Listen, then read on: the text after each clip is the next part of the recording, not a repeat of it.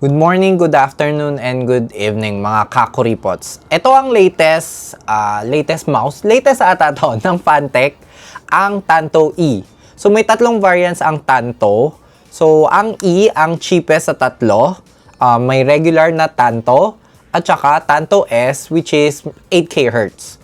For the unboxing video, as usual, nasa Facebook Reels ko na siya, YouTube Shorts, at saka TikTok. May included na RGB charging dock na may USB pass-through, grip tapes, extra skates, at braided na USB Type-C to Type-A cable. Physically, smaller siya kumpara sa Razer Viper V3 Pro, pero very similar naman siya sa size pag ikukumpara mo sa WL Mouse Beast X at saka Final Mouse Ultralight X. So, parang tip lang na very familiar ako sa ganitong shape kasi personal mouse ko, yung isa kong ginagamit pang FPS game, ay yung WL Mouse Beast X. So, dahil sa shape niya, mas recommended ko siya sa mga medium size hands.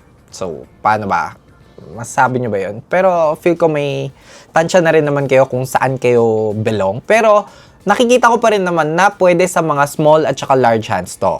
So, pagdating sa akin, nagagamit ko naman siya ng palm grip. So, personally, palm grip ako. Pero, kaya pa rin naman siya ng claw grip at saka fingertip grip.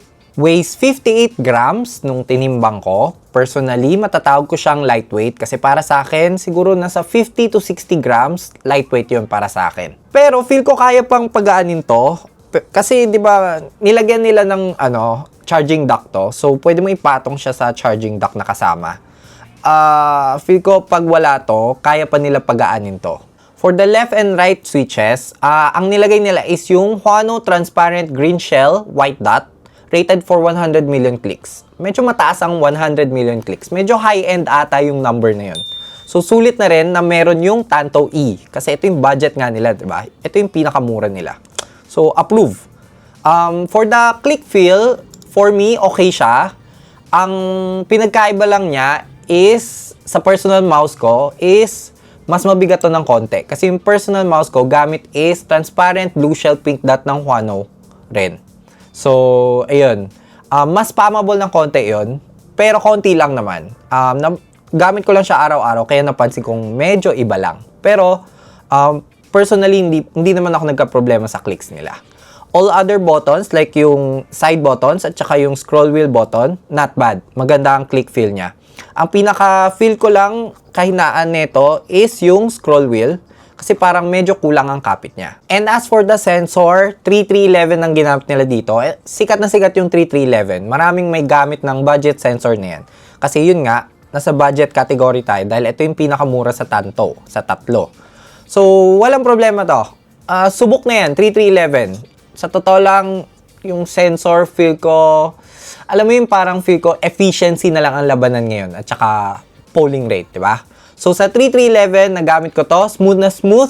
Trinay ko tong ipa-spin out. Kita naman sa B-rolls natin. Hindi ko napa-spin out to. So, walang problema to. Ginamit ko siya sa Valorant.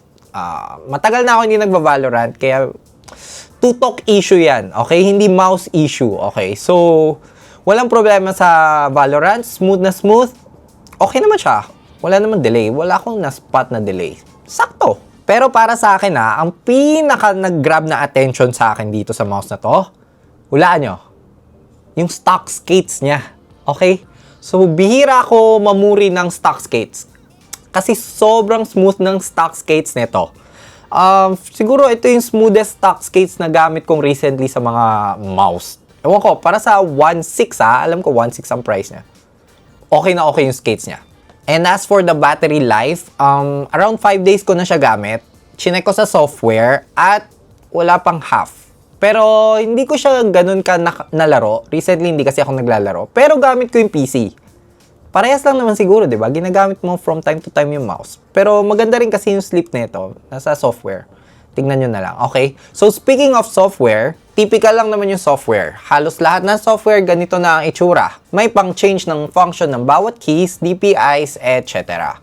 Kaso ang medyo kulang lang niya dito sa software ay wala siyang motion sync. Siguro dahil na rin sa sensor.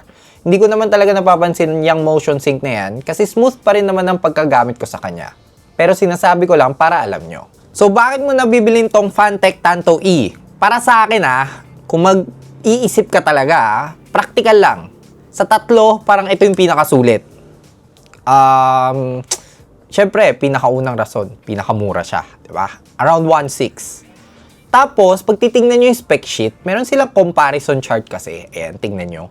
Siya yung pinakamagandang battery life sa tatlo, plus 1 hour siya. Siya rin ang pinakamagaan sa tatlo, technically kahit na 1 gram, di ba? Wala ako no actual ng dalawa, so hindi ko sila makumpara sa weight. Pero, based sa spec sheet, minus 1 gram siya. Di ba? Tapos, okay naman yung sensor niya, 3311. Nagagamit naman talaga. Di ba? So, plus around 1K rin kasi from Tanto E to regular Tanto. Tapos yung Tanto S kasi, naka 8K Hz, pero yung sensor niya 3395. Ubus battery nun. Kailangan 3950 for me pag gusto mo gamitin ng 8K Hz. Di ba? So, for me, links at the description na lang kung gusto nyong bilhin to. Not bad, not bad. Thank you again to Fantech for sending this mouse. So, like this video na lang kung nakatulong ako sa pag-shopping nyo and consider subscribing na lang to support the channel. So, sige na, let's do this again next time. Bye-bye!